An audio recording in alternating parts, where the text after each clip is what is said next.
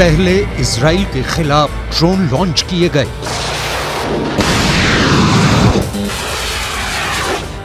बात नहीं बनी तो इसके बाद इजराइल पर क्रूज मिसाइल दागी गई। जब दोनों हथियार नाकाम हो गए तो इसके बाद इजराइल पर सबसे खतरनाक मिसाइल लॉन्च की गई।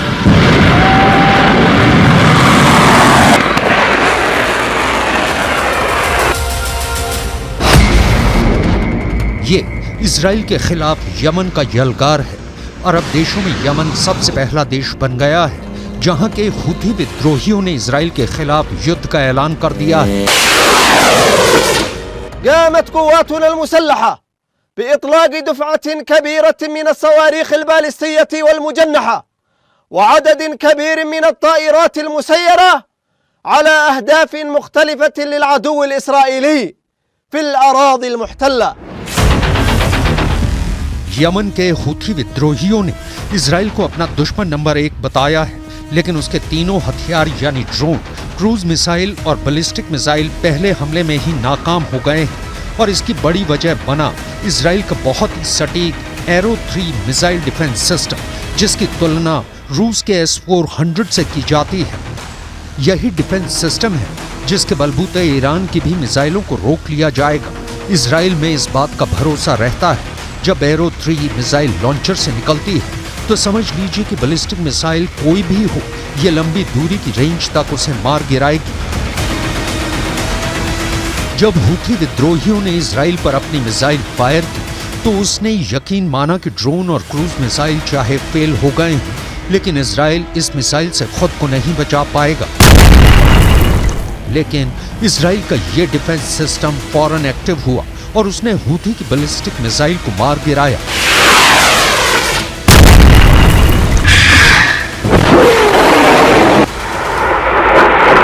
הים האדום, יירטנו טיל קרקע ששוגר לשטח מדינת ישראל.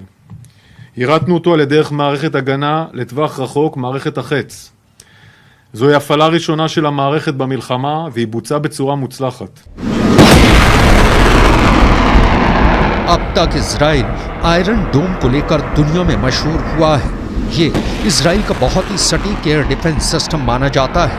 आयरन डोम ने अब तक हमास की तरफ से दागे गए हजारों रॉकेटों को मार गिराया है। देखिए, दिन में जब ये रॉकेट फायर किए जाते हैं तो कैसे हमला होता है। पहला रॉकेट, फिर फायर हुआ दूसरा रॉकेट, इसके बाद लॉन्च हुआ तीसरा रॉकेट। हमास के रॉकेट लॉन्च होते हुए इतनी साफ तस्वीरें। हमास एक के बाद एक 10 रॉकेट फायर करता है और फिर इजराइल के शहर टारगेट बन जाते हैं। गाजा में बमबारी के खिलाफ हमास ने अपना रॉकेट वाला गोदाम खोला हुआ है।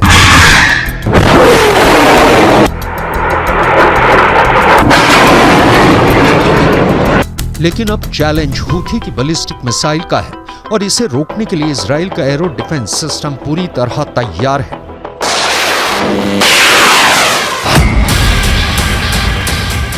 Arrow missile defence system 150 kilometre से ज्यादा की रेंज तक बैलिस्टिक मिसाइल को रोक सकता है। इसकी मिसाइल 2000 किलोमीटर की रेंज तक जा सकती है। जब इसका रेडार दुश्मन की मिसाइल को ट्रैक करता है तो लॉन्चर पूरे हालात को समझते हुए सही वक्त पर जवाबी हमला करता है और एरो मिसाइल दुश्मन की तरफ से आ रहे खतरे को आसमान में ही मार गिराती है। यही एक मिसाइल डिफेंस के काम करने का तरीका होता है।